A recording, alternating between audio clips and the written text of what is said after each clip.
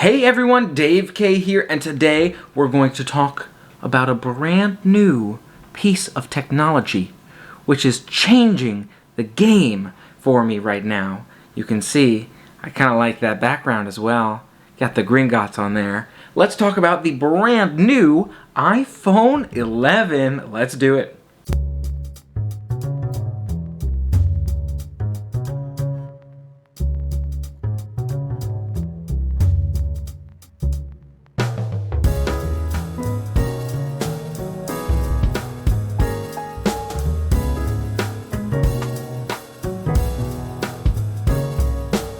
Hey everyone, Dave K here today, and today I'm talking about my brand new iPhone 11. Really excited for this one and to tell you about this one. So a couple things on it, just getting you started here. What really makes this different? First of all, I haven't had a new phone. The last phone that I had was a 6S, and I got that 6S a couple years ago, so it was old at that point. And that was the last phone I had. So this is a huge upgrade for me. So there have been a lot of changes. But one huge thing I want to comment on really early on here with this phone is the camera and the cameras. It's really amazing. You can take some amazing night shots on these cameras. And I'm going to show you some of those night shots. You'll see, and you've probably seen some on Instagram, whether it's me with Buzz Lightyear with that galactic hero in the Figment costume. If you think about how that photo is taken, it's pitch black in that room. It's in the room where you're kind of going through that darker tunnel, making your way over towards that final room for your picture with Buzz. So it's quite dark in there. And that's usually where I stop to take those pictures. So to think that that can be done on this phone, and some of these pictures are taken with flash, but some of them are taken with this dark setting. So you'll see some other pictures I've taken, maybe at Universal on some of the attraction queues, where the ride is completely dark, but if you hold your camera still for about 3 seconds or 2 seconds, or depending upon how dark it is, the camera will kind of adjust. It's a long exposure picture. I don't think you can take long exposure pictures on any other phone, at least leading up to this one. So really amazing there. But you can take some amazing long exposure photos where instead of having the flash on, you can turn the flash off on the iPhone 11 and take some long exposure photos that are absolutely fantastic. Now, the challenge with this one is it's only for the back-facing camera. So if you're trying to get a selfie, if you will, with the long exposure, you're gonna have to hold your phone kind of backwards. So you have to kind of hold your phone like this, where it's looking at you. The phone is looking at me right now, and I'm like smiling, but I can't really see what I'm taking a picture of. So you just kind of have to know. You know, if you have enough experience maybe with vlogging, that kind of thing, you can get an idea, or if you have enough picture of backwards selfies on your phone, maybe you can get an idea of what that looks like. But otherwise, it's a little tricky to get a long exposure picture with yourself in it, unless of course you have a friend take it for you. So if you have a friend in the area, they can take that long exposure photo. That just means you have to stand perfectly still for a couple of seconds, and it can be really tricky. You'd be surprised how tricky it is not only to hold that phone in place and take the photo, but also to physically stand still if you're in the photo to get that long exposure photo taken of you. So just calling that out and let you know. But it's really an amazing function on this brand new iPhone 11. I absolutely love it. I feel like it's making it, and it's making it so good that the more you go forward and you think about what kind of cameras do I want, the more better phone you get, the less you have to really ask that question. You're just like, you know what, let me just vlog from my phone. If you're thinking about getting started, I mean, I would strongly recommend using your phone regardless of what series phone you have. As long as it has a camera, you can video, you're good. That gets you started.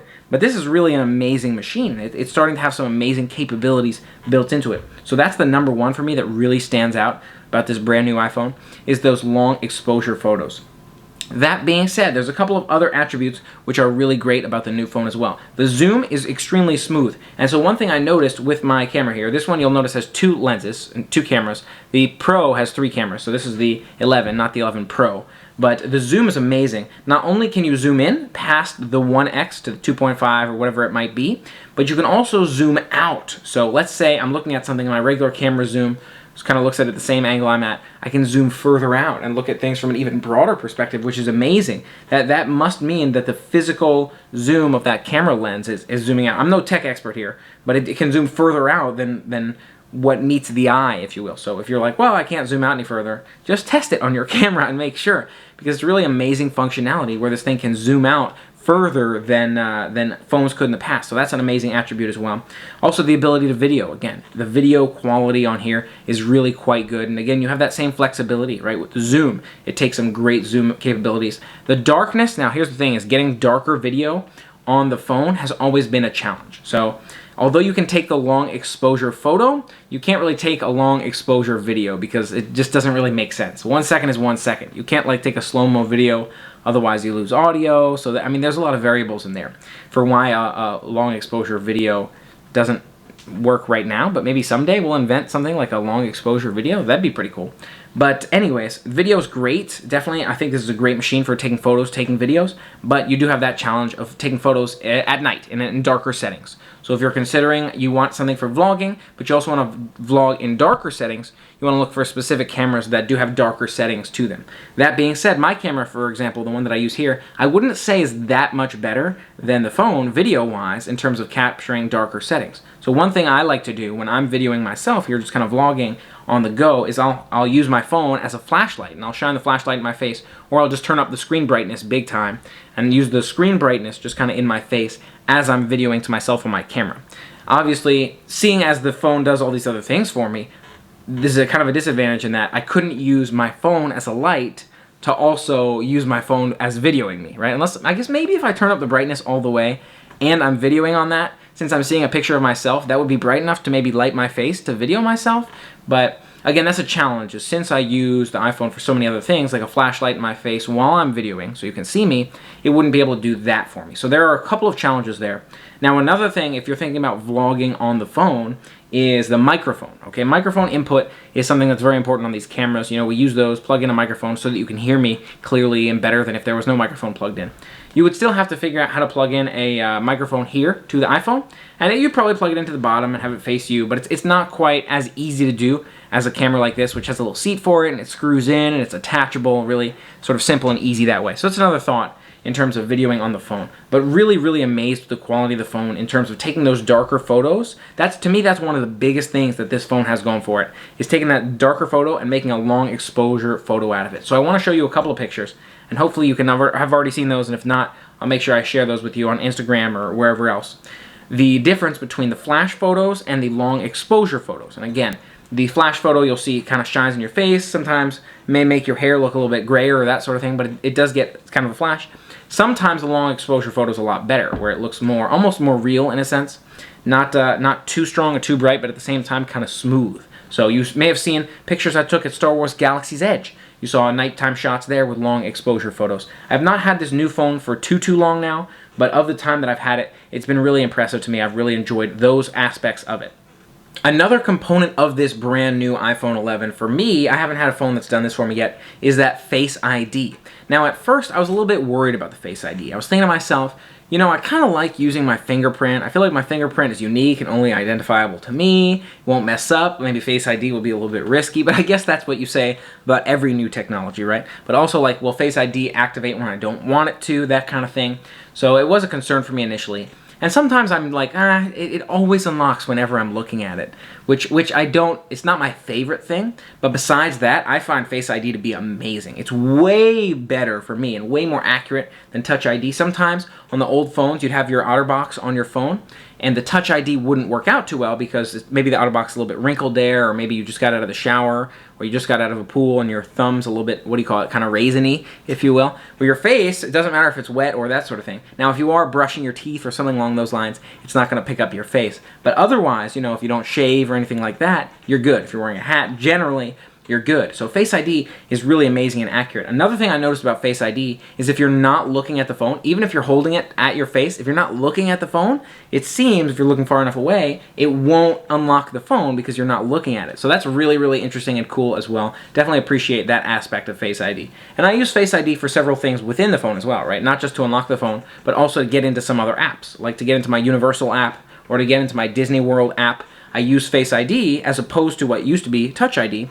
And it's so much easier because, again, it's always, I feel like it's far more accurate than Touch ID was, where my OtterBox on the last phone was kind of getting a little bit, the plastic was starting to kind of bubble up and come apart around that Touch ID area, where on this brand new phone, you'll see there's really nowhere to have that fingerprint. You know, it's just all completely kind of, there's no fingerprint spot. You don't have anywhere to put your fingerprint. It just sees your face, and you know, a lot of people are saying, oh, you know, how do I go home, that kind of thing. They have built in some new functionality. So different corners you swipe from do different things. I feel like they made it pretty intuitive. So swiping from that upper right corner brings down kind of like that menu you used to swipe from the bottom to do. So it has the flashlight in there and the night mode and all that stuff. Swiping within the phone from the bottom left up, I believe, is how you close different apps that are open. So different corners do different things within the app. So that's cool as well. And then when you're using an app on the phone, to get out of that app, instead of clicking the home button, you'll see almost what looks like a little volume bar. And at first I was kind of confused by it. I'm like, what's that volume bar? And then it turned out to be you have to swipe that in order to kind of get to that outward view, or to get out of the app. So if you're playing something horizontally on your phone, like some phone games, which I sometimes do, you sometimes got to grab that bottom thing and swipe up and swipe out of it in order to be able to get out of that game and close some apps on your phone, go back to the home screen. So just something to keep in mind there for you as well. But overall, I would say it's extremely intuitive. Yes, it can be kind of scary and you know, feel like things aren't too stable moving into some of these future upgrades and that kind of thing. But I feel like they did a really good job with this one. Really, really nice work in terms of that night mode and taking those special night photos. I love that. The Face ID, I've been enjoying it quite a bit. And you'll notice that there are several cameras as well, right? So you saw on the back there's several cameras, as well as on the front there's some cameras up there. May not be able to see that, but again, it's got a larger screen. This is another thing with it having no fingerprint anymore. There's no, since there's no Touch ID, there's no bottom part of the machine or no top part of the machine. It's just all screen pretty much. So there's more screen, even though there's less phone. So I find that to be really, really cool as well. Allows you to have a great big screen and not have a phone any bigger than the size of that screen. So that, I think that's really great work, great engineering, really well built as well. Another thing that I like quite a bit about the iPhone. So I personally am very happy with the new iPhone 11. I feel like it's amazing, especially in terms of those night shots. I can't get over those night shots. For me, that's the number one thing that really makes this, and it's great for me to take those Instagram pictures and be able to post those and that kind of thing. So definitely a lot of benefits to that. Now, another thing I want to touch on for me, I've just always put an OtterBox on my phone. You know, I worry about potentially dropping it or potentially damaging it, injuring it. And so I always get an OtterBox and put an OtterBox on my phone just to kind of drop-proof it for myself in case it falls. It allows me to feel a lot more comfortable using the phone. And the phone does fall for me. It drops. And so if I have the OtterBox on it, I've never had any issues with the OtterBox. I have had some issues with some other cases before, so I love OtterBox for that. And I did go ahead and get myself another waterproof case, a similar brand actually that I used for the last phone, the last iPhone 6 that I had, 6S, is this also the same one I got here for the iPhone 11 because I thought that did great work for me. So I got another waterproof case, this time for the 11 from that same company, same brand, and that's in my description as well. So if you want to look at my description, you'll see some links down there in terms of that waterproof case and that kind of thing. But so I'm going to feel comfortable with having the two of those. I'm really curious to see how Touch ID works at like a water park, pool, that kind of thing. But again, I've used it when I'm wet before, you know, shower, after a shower, that kind of thing. It can still register my face, you know, it can register I'm wearing sunglasses, that kind of thing. It'll still allow me into the phone, so that's been really cool too with the Touch ID. Now, if you're wearing sunglasses, or Face ID can't tell which way you're looking. It just always unlocks the phone. If you are not wearing sunglasses, it can tell if you're not looking at it. But if you're wearing sunglasses, it just assumes you're looking at the phone. So you don't have as much, if you will, security in that sense, wearing sunglasses and looking at your phone, as if you're not wearing sunglasses. Again, just a thought there in terms of how that reads and how that picks up. In case you're wondering, oh, why isn't my Face ID thing working if I'm looking away wearing sunglasses? Because it can't really tell where your eyes are if you're wearing sunglasses. So that's just another point there as well. Those are my initial thoughts here on the iPhone, the brand new iPhone. Again, OtterBox for me is essential. I feel like they did a really good job in terms of, comparatively to some of the other phones, I think they priced the iPhone 11 pretty well. You know, they made it, comparatively to how some of the new iPhones have been coming out, those were pretty expensive. I feel like they made this pretty reasonable compared to a lot of those. Really glad to see that there's something readily available and accessible, which has such great quality. Again, I love what they've added in here in terms of the new dark photos. And again, there's a lot of other aspects which are similar and I can appreciate. And the changes I can appreciate as well. Still the same charging outlet, which is great for me. You still have the volume button and the power button. And so now to take a screenshot, for example, you press that top volume button and the power button. It can be a little bit confusing. I'm still kind of getting the hang of that one. But those sorts of things, they've kind of built in functionality-wise. I think they did a great job with it. Really, really glad it's been working out for me. What do you think of this video? Do you like to hear more about technology, new technology that I have and that I've been using? Let me know your thoughts in the comments below. And if you haven't already, for more fun, family-friendly adventures, don't forget to hit that subscribe button and ring the bell to stay informed. And if you're interested in some gaming stuff, don't forget to check out the gaming channel. I've got my Twitch channel in the description below and my gaming YouTube channel on the end screen. But really, just in summary on this phone here, My favorite thing to use it for, and the biggest thing I use it for, is taking those photos. I feel like it's almost competitive with my camera in terms of taking some of those nighttime shots, some of those darker shots, especially for the darker spots, or for darker shots. But even for the regular shots, I think it's really amazing. The quality of pictures you can take on your phone is fantastic. And with the camera that I have, I can send photos from my camera to my phone too. So there's so much functionality for me to use. But really amazing, amazing phone in terms of taking those photos. So if you're thinking about taking phone, and if you're thinking about vlogging from your phone, if you have an 11, I would say that's a great place to start. Go ahead and do it.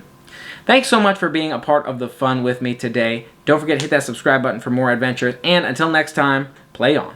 Hey everyone, Dave K here, and today we're going to talk about a brand new piece of technology. Yes. Hey everyone, Dave K here, and what is this right here? Is that an iPhone 11? Yes, it is, and it is a crazy, amazing phone. Looking forward to telling you all about it here today. Let's do it.